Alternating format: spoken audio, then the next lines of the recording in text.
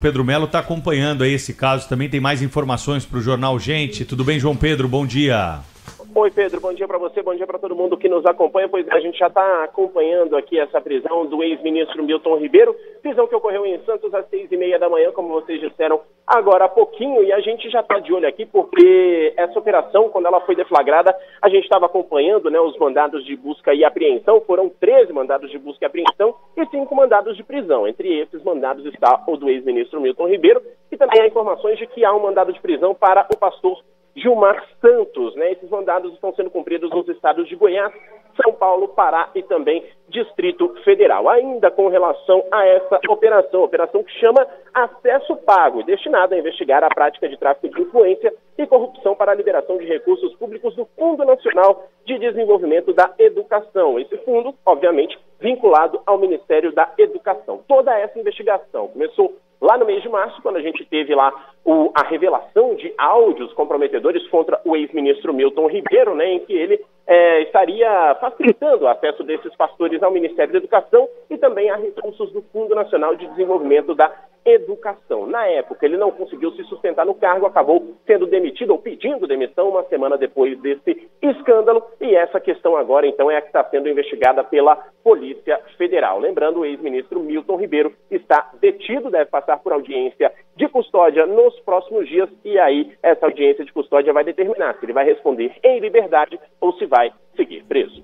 É isso aí. Muito obrigada ao João Pedro Melo com os detalhes da prisão do ex-ministro da Educação, Milton Ribeiro, hoje de manhã cedinho em Santos. Meio tarde, né? Depois de muito tempo, né, Cláudio Humberto, Thaís, Sônia, essa operação da Polícia Federal, essa autorização de um juiz federal substituto, né, aí de Brasília, mandado de prisão preventiva decretado contra o ministro. Claro que essas investigações, elas são fundamentais. Nós estamos falando de dinheiro público, dinheiro da educação, envolvimento aí de pastor com influência, com advocacia administrativa, né, que é um crime, o tráfico de influência, a prevaricação, porque tinha gente também ali que de alguma forma, né, estava incumbido aí de funções públicas participando dessas negociações, mas faz tempo que isso tudo veio à tona e agora, né, temos esse mandado de prisão. Ou a investigação avançou para um lado que ninguém está sabendo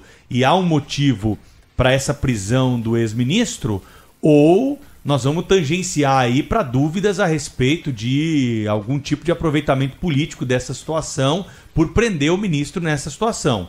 Então aqui são duas possibilidades. Ao longo do dia, claro, a Polícia Federal e a Justiça vão trazer mais esclarecimentos para a gente desvendar o que realmente está acontecendo. Mas num primeiro momento é estranho, Sônia, a gente vê, depois de tanto tempo, essa operação, Cláudio. A Polícia Federal distribuiu um comunicado informando primeiro assim: a investigação corre sob sigilo. Sob sigilo? Uhum.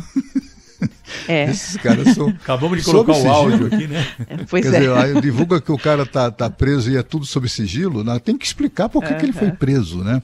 O que eles dizem é o seguinte, que com base em documentos, depoimentos e relatório final da investigação preliminar sumária da Controladoria Geral da União, reunidos em inquérito policial, foram identificados possíveis indícios de prática criminosa para a liberação de verbas públicas. Possíveis indícios, mas precisava dizer que indícios são esses, né? Se corre essa hipocrisia de investigação que corre sob sigilo, na verdade em negrito é o seguinte, na nota. Pois é, estamos falando da reputação de um sujeito que é pastor presbiteriano, sei lá há quantos anos é professor da Universidade Mackenzie, é um sujeito que tem com toda, como é que eu diria, tem muito respeito das pessoas que o conhecem. Eu não conheço o ministro, mas quem o conhece fala muito bem dele, né, etc. Mas de repente o cara no poder virou um pilantra, não se sabe, né? É algo que é preciso desvendar, mas o Pedro tem toda a razão. O que é que está por trás disso? Será que a prisão é necessária, né? Era mesmo mesmo necessário. O ministro é um risco, digamos assim, as investigações permanecendo solto, né? Num país que solta tantos ladrões e até assassinos, é algo curioso a gente observar essa operação, mas é preciso que o juiz, sobretudo o juiz que menos a autoridade que solicitou, mas o juiz que concedeu a ordem de prisão, né, que expediu a ordem de prisão, precisa explicar, afinal de contas, baseado em que essa prisão está sendo realizada.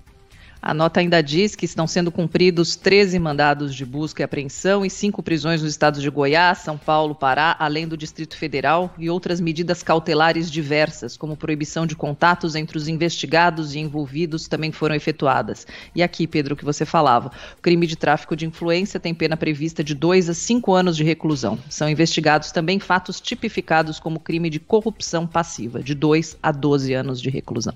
Nota da Polícia Federal.